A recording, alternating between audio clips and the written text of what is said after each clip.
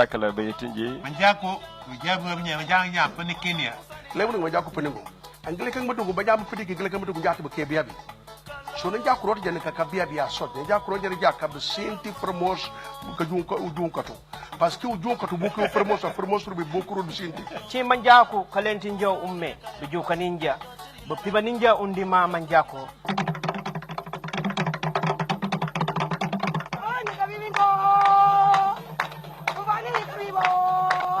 kanyaka na manjako betetu nyaka njate blueprint wechuan aboku chat ngetebo ngwant ngebaker katobi mama aka mlele awara banyangambia pumo bulem buku ngerete nabi ongo sibaja kula ubundo yo mujariko jungu bo flasi bici manjako tinji John Bass ya cintinji madlim baji pour usimi unchuwi yakaka bici ujati prabi ujati bande. Ladies and gentlemen, this one's for you. Hello, namaste, assalamu alaikum. Join me every Sunday from the hour of 11 p.m. Enjoy the evergreens, melodious songs of Bollywood, as well as the hottest and the latest information in the world of Bollywood.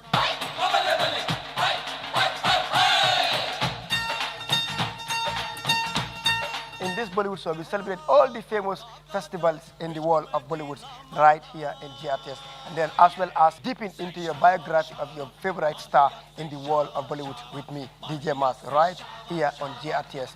Enjoy the live music, the live session, as well as bring you the exclusive live performance in every show right here in GRTS. mbokk yi àndal ak man ba fii waxtu benn jotee dimanche bu jot fii si biir kër gi GRTS dañ ànd ak yow si Bollywood képp ko xam ne soppi indien nga rek ngay dunda indien àndal ak man fii si biir kër gi ba fukki waxtu benn jotee jàpp fukki waxtu ak ñaar si digg guddi képp ko xam ne ko bëgg indien nga rek nga ànd ak man fii si biir kër gi si GRTS.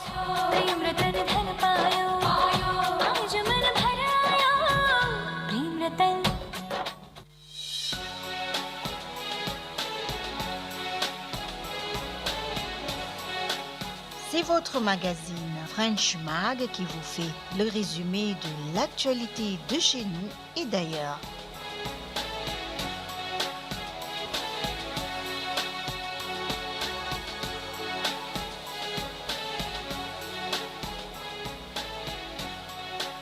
Alors bonsoir, le français dans les écoles avec votre reporter Ramataba tous les samedis à 18h30.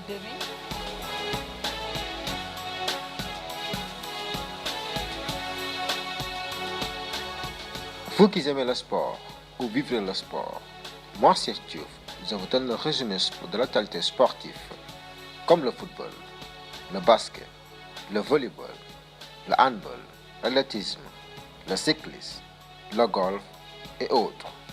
Ou ici à la GRTS. Et c'est tous les samedis à partir de 19h. Ne le ratez surtout pas.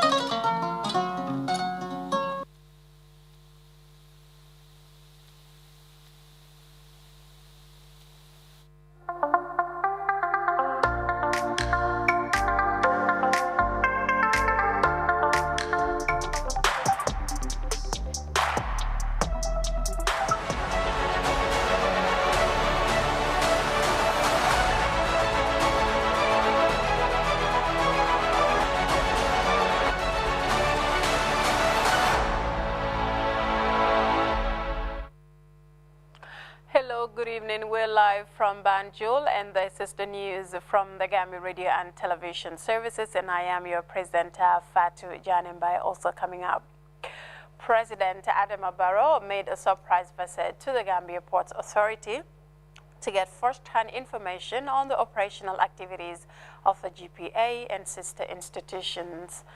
Former AFPRC junta member Edward Singate confessed before the TRRC his involvement in the arrest, detention, and killings of civilians and soldiers, including Lieutenant Basiru Barrow and Abdullahi Dotfal. The Minister of Information, Ibrahim Silla, presides over the launch of the Gamtel Board of Directors to ensure sustainable reforms of the country's telecommunication giant. Plus, the Food and Agriculture Organization joined forces with Action Aid International, the Gambia, and all the civil society organizations to mark World Rural Women's Day, giving credit to women as major contributors to food security. And a group of young women in Kenya fight to tackle challenges faced by women at the workplace to ensure gender equity and empowerment for women. Well, these and other stories coming ahead in the next 30 minutes. I am your presenter, Fatu Janimbai.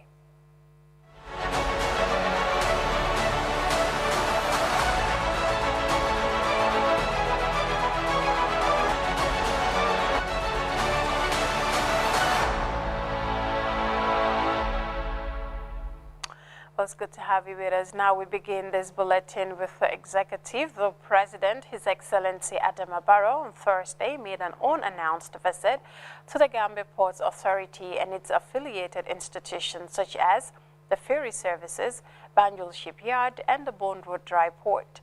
The Gambian leader was led on a conducted tour of these facilities by the Managing Director of the Gambia Ports Authority, Usman Jabate. Sam Wilber tells us more.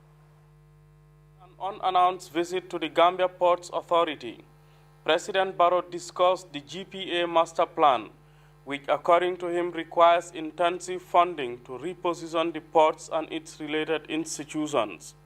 The Banjul Seaport is said to have grown from the projected 7% in 2016 to 20% in the last quarter of 2019.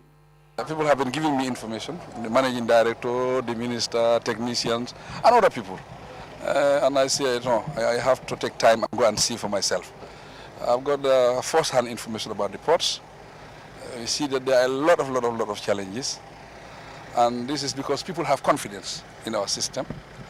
People have confidence doing business in this country. Because the port, we are expecting the port to grow at 7%.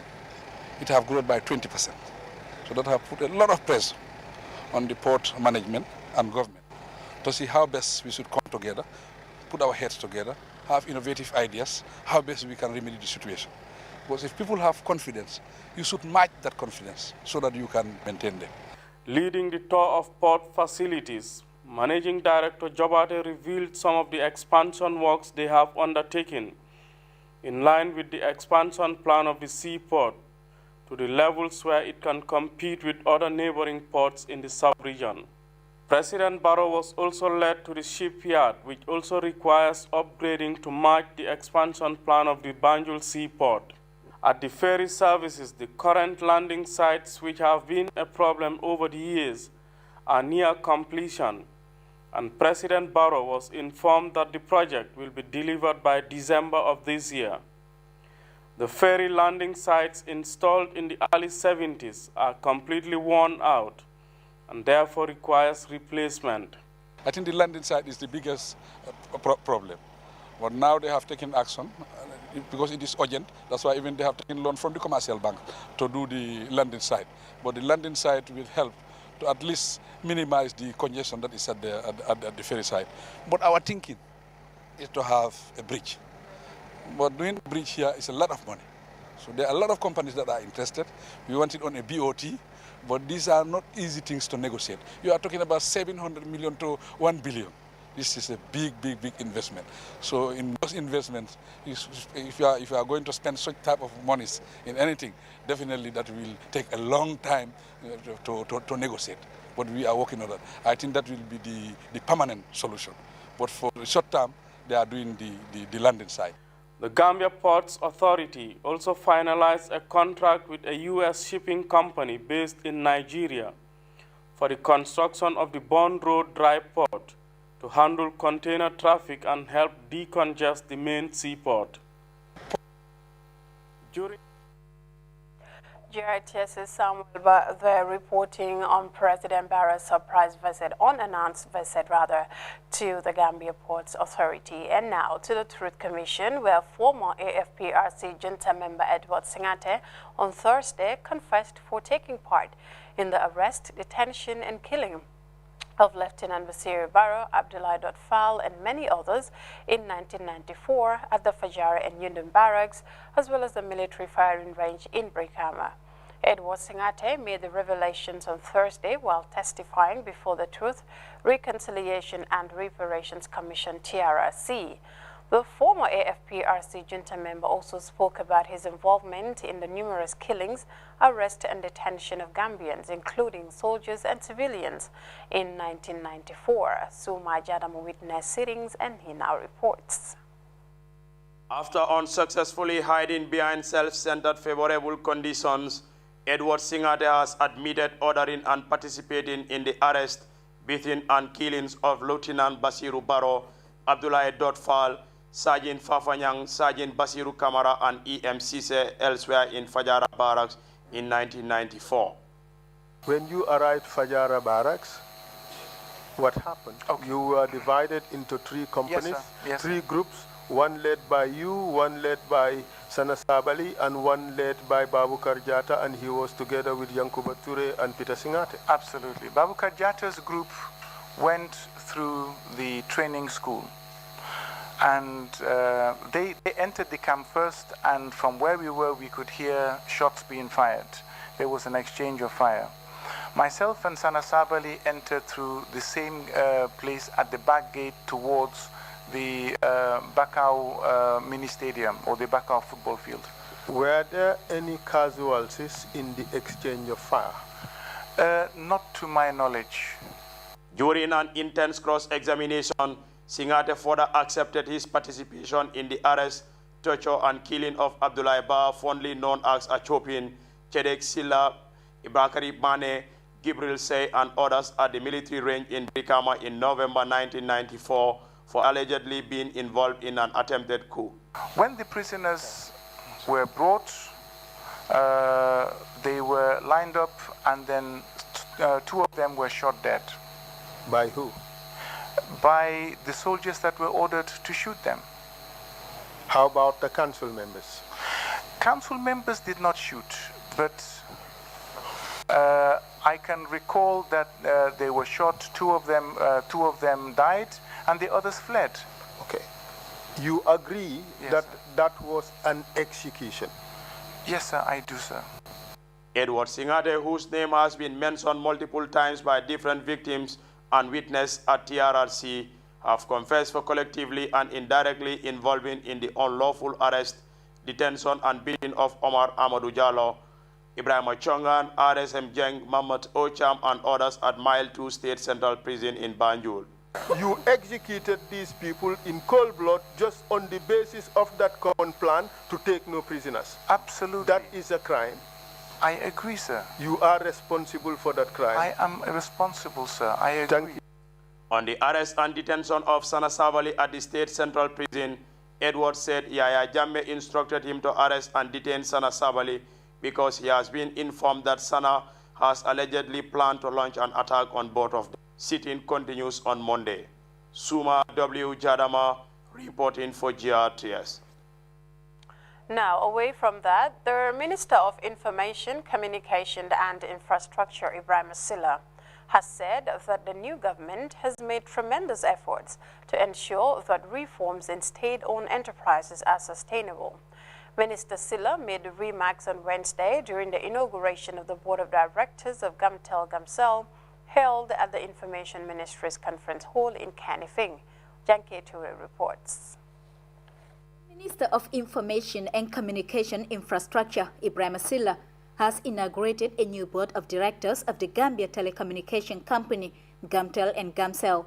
The 7-member board is headed by Dr. Ahmad Tijan Jallo, with the aim of supporting the management of Gamtel in achieving its strategic goals and objectives. Thank you most profoundly for accepting to be part of the board of Gamtel, an important public institution in the Gambia that in fact was in the forefront in the transformation of telecoms industry in not only the Gambia and West Africa, but the whole of Africa.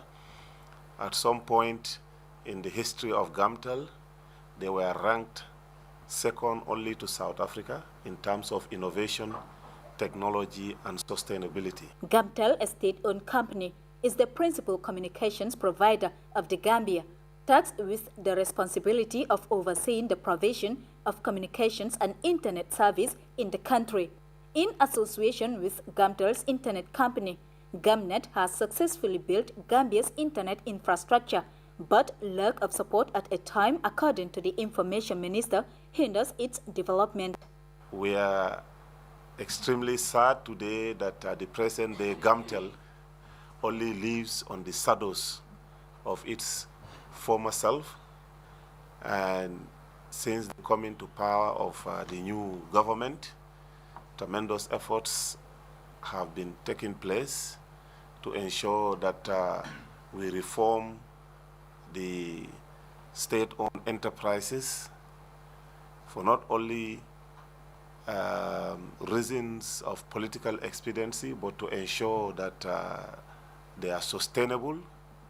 The information minister further urged the new board members to ensure that the country's communication giant, Gamtel, regain its former glory, while assuring his office support for its sustainability. Chairman of the new board of directors, Dr. Ahmad Tijan Jallo, noted that the institution faces a huge challenge in terms of national assets as a shared responsibility, adding that they are looking forward to work with relevant stakeholders in achieving their collective goals. We know only a little bit on how grave the situation is from outside.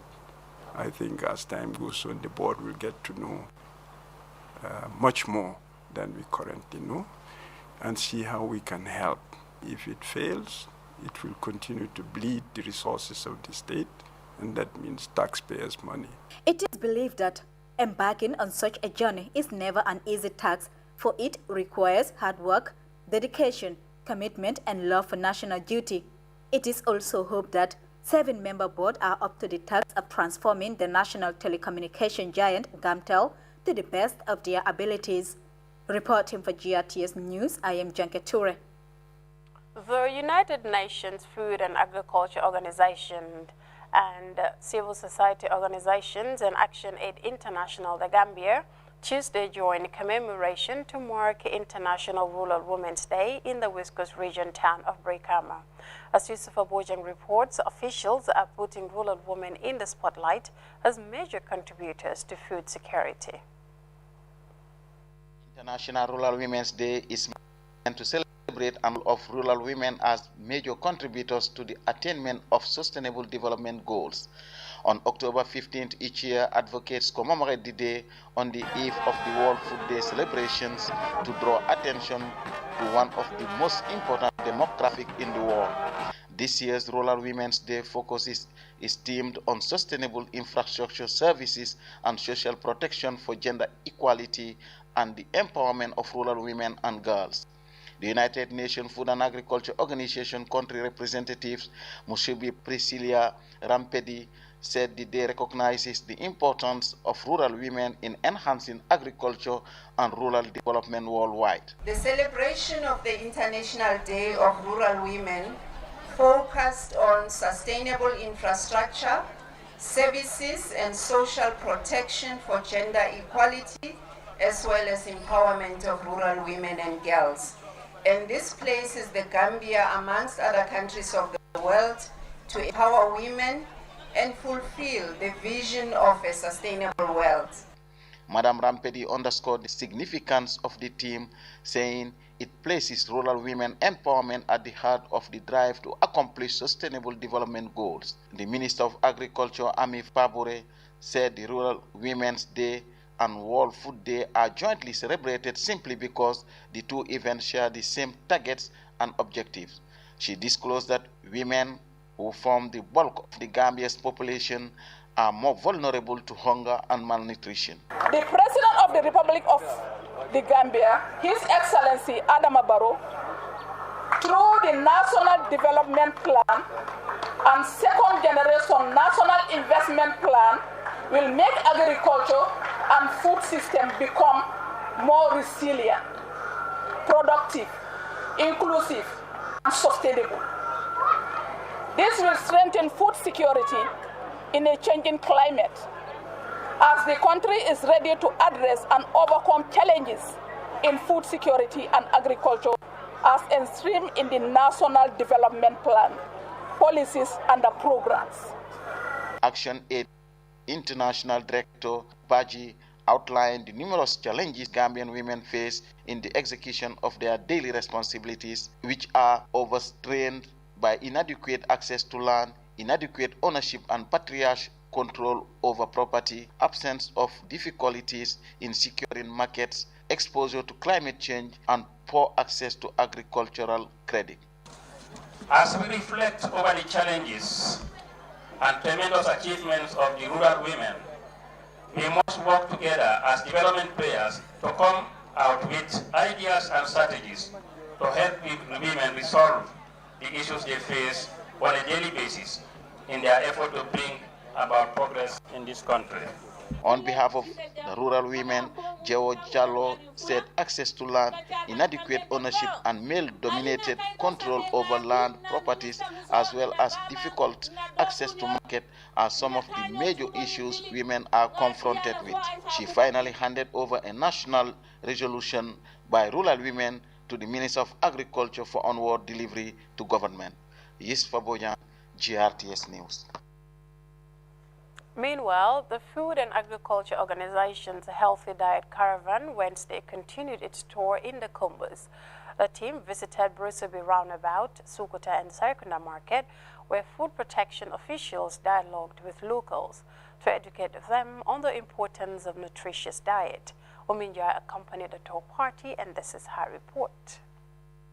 One of the components of the EU-funded project is social and behavioral change communication, a component that plays a vital role in informing people on how to consume micronutrient-rich foods. This necessitated the nationwide caravan, traversing strategic locations within the metropolis, sharing vital information, aiming to help people consume the much-needed nutrients in their daily 3 square meals. It is important for the caravan to move out to strategic locations so that we disseminate information on the consumption of micronutrient-rich foods. And that's why it is important for this caravan to be moving around the countrywide so that we can share the information with the rest of mankind.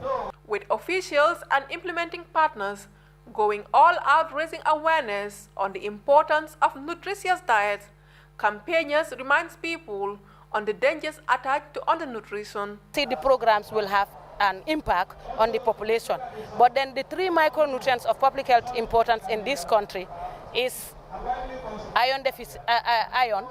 iodine, and vitamin A.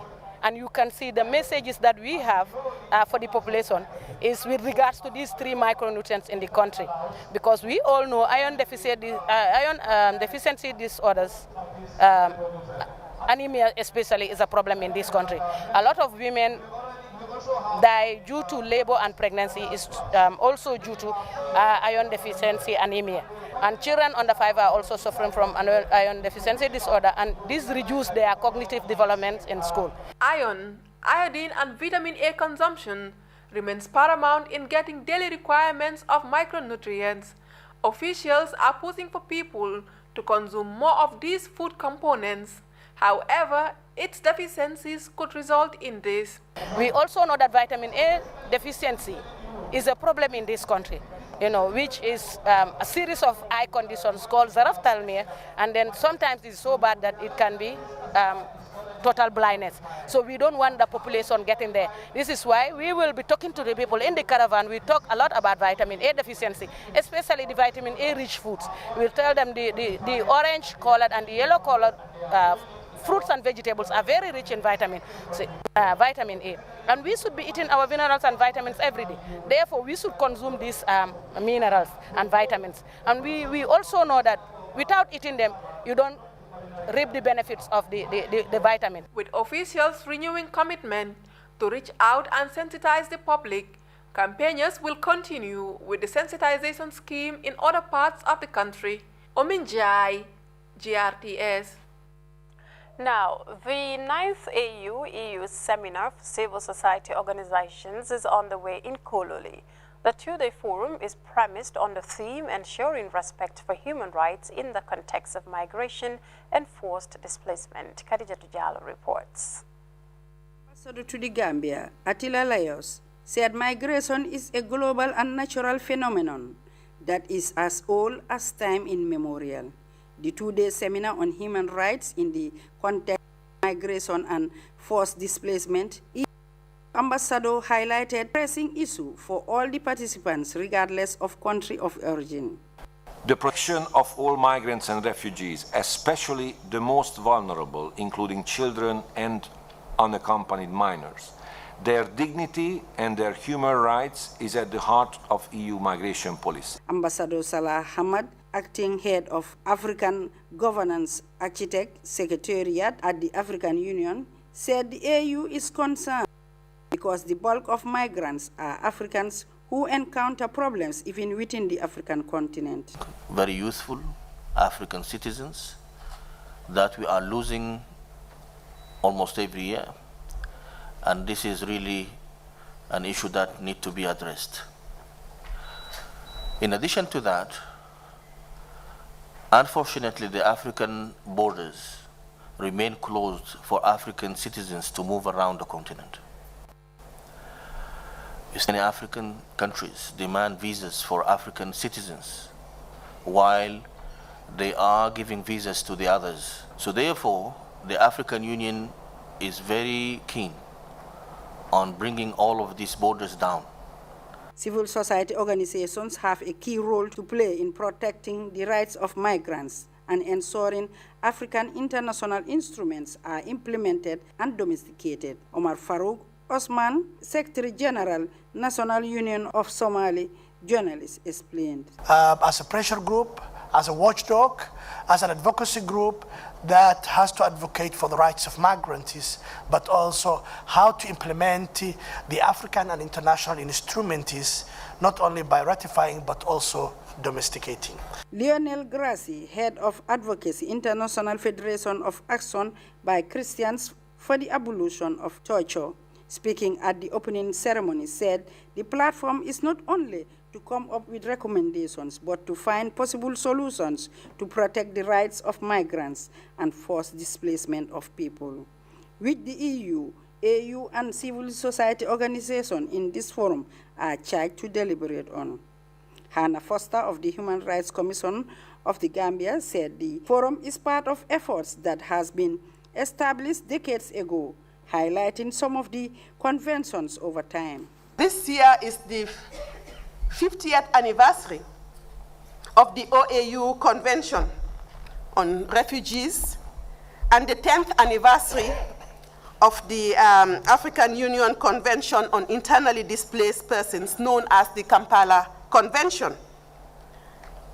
We also know that this year is the first year of the implementation of the Global Compact on safe, regular, and orderly migration and the global combat on refugees. So it is very apt that this is the theme of our seminar. The two-day AU, EU, and civil society organization seminar on protecting the rights of migrants and forced displacement, according to organizers, is expected to lay the foundation of a bigger dialogue scheduled the 19th of October 2019. Khadija Tujalo, reporting for GRTS News. Now, a day-long training on risk profile management on food organized by the Food Safety and Quality Authority, FSCAR, is underway at a local hotel in Bakau. The training, meant to adequately help participants use science to regulate work on food risk, is an EU-funded project. Farmer Abaji tells us more. Food one consumes determine the level of one's healthiness. Consuming risk-free food is likely to ensure public safety. That's the reason why this training is necessitated. The training, organized by Food Safety Quality Authority, brought together participants mainly from the National Nutrition Agency, the health sector, among others. With a target to help participants use science to do a regulatory work on food risk profiling, Food and Agricultural Organizations consultants said risk profiles are critical in risk management. These risk profiles are absolutely critical in putting a science basis to your food safety risk management. You need to understand where you start and ultimately which risks should be addressed first so that you can have the biggest public health impact with commensurate with the effort that you're expending. The overall objective of the project is to contribute to a sustainable growth in the agriculture sector and reduce food insecurity and malnutrition in order to create an enabling environment for improved economic growth.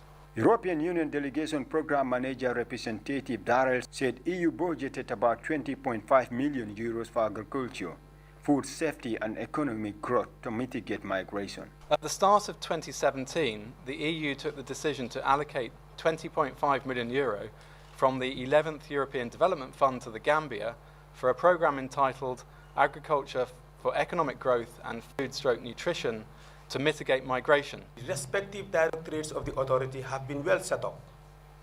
You have the Scientific Affairs Directorate, the Food Control Directorate, and I can say that these two directorates have been tasked to be responsible for the issues of assessing, profiling, and managing risk.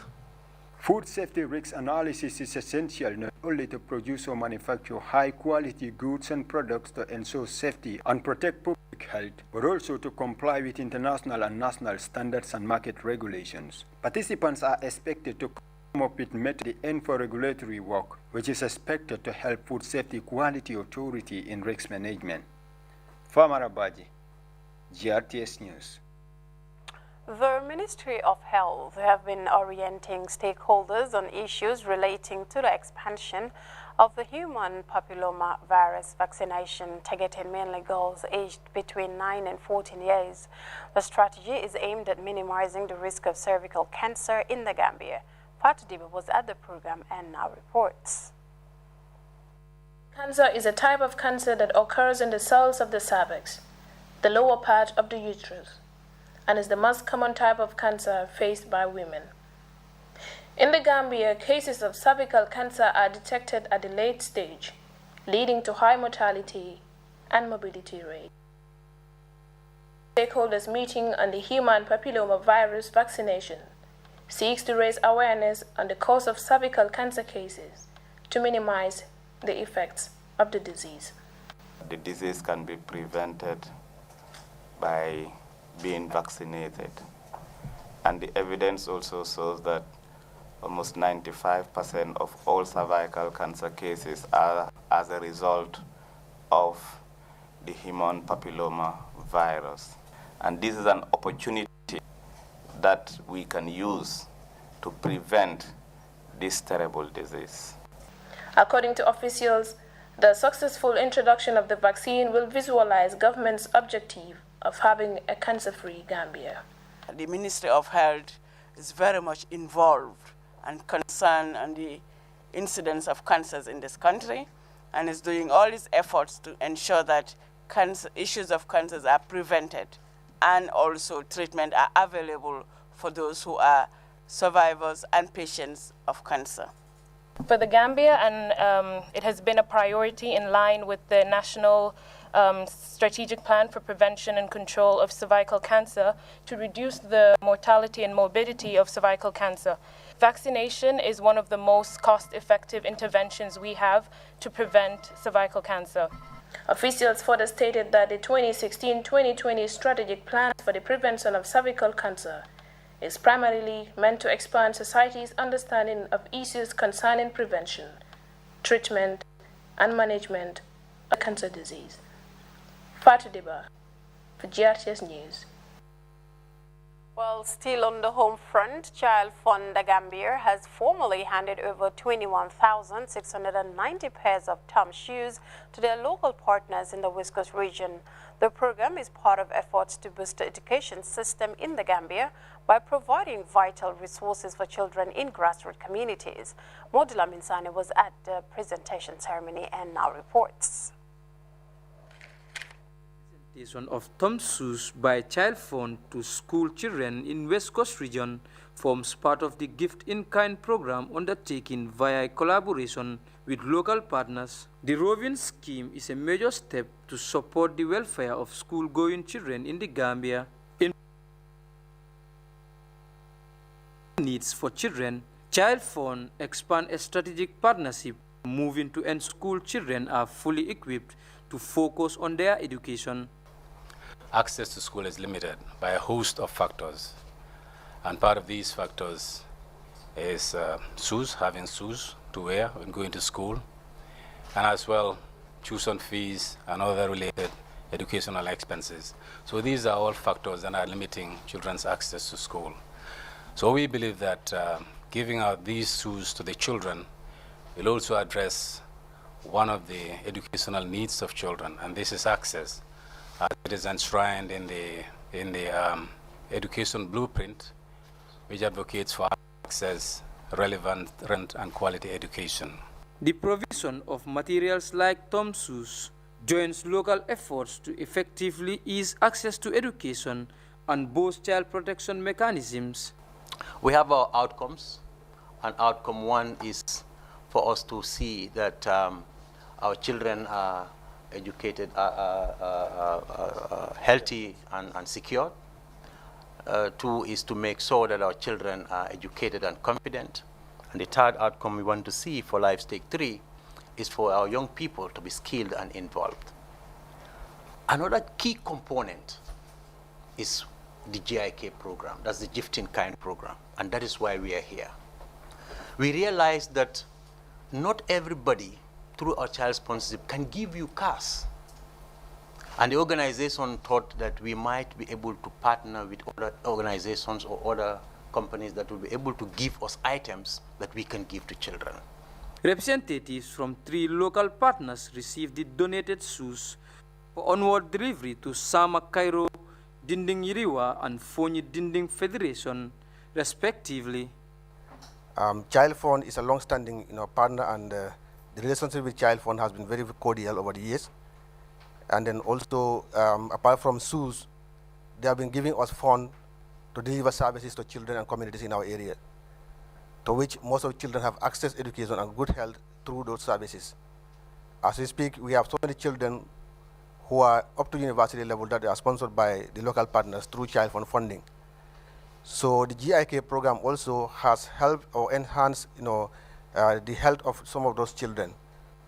Initiating a host of programs to support healthcare, education, and youth empowerment, Child Fund is driving a major effort to support Gambian children with the right tools and resources to enhance their welfare and development. Modula Minsane, Grts News. And now to end this edition of the news, a recap of our top stories once again. President Adama Barrow has made a surprise visit to the Gambia Ports Authority to get first-hand information on the operational activities of the GPA and sister institutions. Former AFPRC junta member Edward Singate has confessed before the Truth Commission his involvement in the arrest, detention, and killings of civilians and soldiers, including Lieutenant Basiru Barrow and Abdullahi Dotfal. The Minister of Information, Ibrahim Asila, has presided over the launch of the Gamtel Board of Directors to ensure sustainable reforms at the country's telecommunication giant. Plus, Food and Agriculture Organization have joined forces with Action Aid International and other civil society organizations to mark World Rural Women's Day, giving credit to women as major contributors to food security. And a group of young women in Kenya are fighting to tackle challenges faced by women at the workplace to ensure gender equity and empowerment for women. Well, that was all in this edition of the News at 10. Thanks for the pleasure of your company, and from the production team, many thanks for joining us.